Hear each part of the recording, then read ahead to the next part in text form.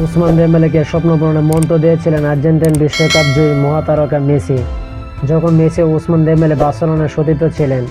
বিস্তারিত প্রতিবেদনে Lionel Messi তাকে স্বপ্ন দিয়েছিলেন পরামর্শ।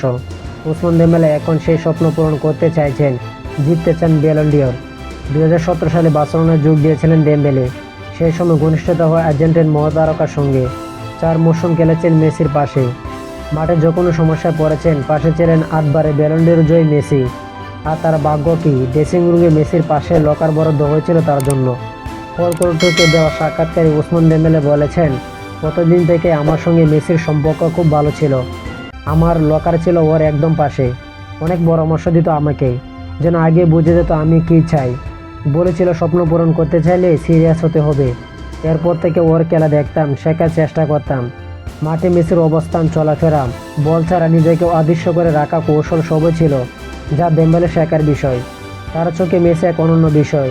যে নাম্বার 10 হিসেবে খেলুক বা নাম্বার 9, মাঠে অবস্থান নেওয়ার কৌশলটা ছিল অসাধারণ। মাঝে মধ্যে 4-5 মিনিট যেন মাঠে তাকে দেখাই যায় না। তারপর হঠাৎ বল পেলে সব কিছু ঠিক কীভাবে করতে হবে তা যেন ওর মস্তিষ্কে আগে থেকে লেখা থাকে।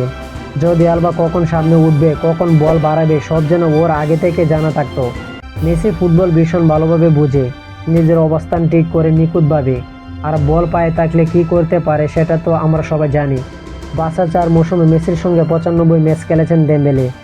2021 সালে পিএসজিতে যাওয়ার পর স্মৃতিটা রয়ে গেছে ভীষণ তাজা। একদিন ঠিক 2 বছরে মেয়েকে বললেন মেসির সঙ্গে খেলার গল্প।